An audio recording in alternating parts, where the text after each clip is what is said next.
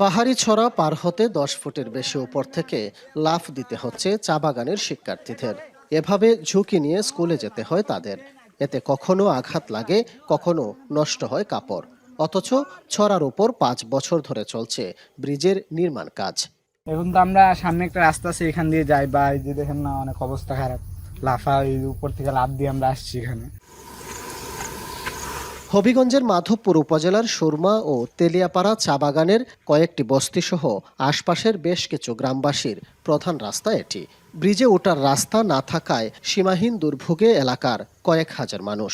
বিকল্প সড়কে প্রায় 3 কিলোমিটার ঘুরে আসার কষ্ট এড়াতে জরুরি প্রয়োজনে জীবনের ঝুঁকি নিচ্ছেন কেউ কেউ। টিলা বেয়ে ওঠা নামায় সবচেয়ে বেশি ভোগান্তিতে নারী আর বৃদ্ধরা। পুরুষ মানুষ তো ঝাঁপায় উপায় যেমনি হোক, এরা নালা খালা ভাঙ্গে গায়। আমরা মহিলা মানুষের তো কষ্ট অনেক হয়। স্কুল কলেজ যেতে পারে না, বাচ্চা কাচ্চা দিয়ে পড়তে হবে, এই সুযোগ নাই। আমরা অনেক বছর থেকে এরকম রাস্তাঘাট ভাঙ্গা।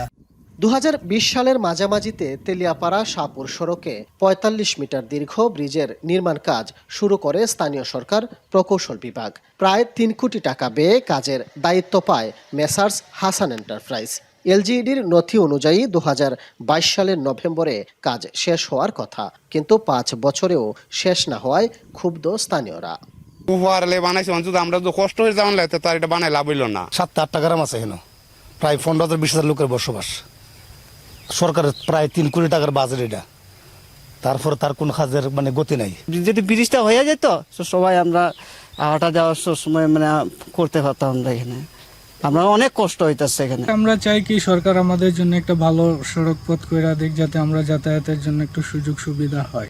অধিকাংশ কাজ শেষ হলেও সংযোগ সড়ক না থাকায় ব্রিজটি এখনও অকেজো। ঠিকাদারি প্রতিষ্ঠান ও এলজিইডি বলছে চলতি মাসের মধ্যেই শেষ করা হবে নির্মাণ কাজ। বৃষ্টি কমলে আমরা এটা কইরা দেবো। এলজিইডি থেকে প্রোডাকশনের ব্যবস্থা করেও না, যদি করতে হন আমি নিজেই কইরা। আমার তো গুণাগাতা জীবনে ভাব করছিলাম, আল্লাহ মোচন করুক, আপনারা দোয়া করেন। এখন যদি বৃষ্টিটা কমে কইরা দিয়া আল্লাহ মুক্তি নেয়। আমিও খুব পেরেশানির মধ্যে আছি কাজ দলে। ঠিকাদারকে কাজটি সমাপ্ত করার জন্য তাগিদপত্র প্রদান করা হয়েছে। অক্টোবরের মধ্যে তাকে কাজ সমাপ্ত করার জন্য সময় বেঁধে দেওয়া হয়েছে। এর সময়ের মধ্যে কাজ সমাপ্ত না করলে ঠিকাদারি লাইসেন্স ডিবার সহ জরিমানা সহ লাইসেন্স চুক্তি বাতিল করার প্রয়োজনীয় পদক্ষেপ গ্রহণ করা হবে। এরই মধ্যে 2,52 লাখ টাকা উত্তোলন করেছে ঠিকাদারি প্রতিষ্ঠান। দ্রুত ব্রিজের নির্মাণ কাজ শেষ করে দুর্ভোগের লাঘবের দাবি স্থানীয়দের।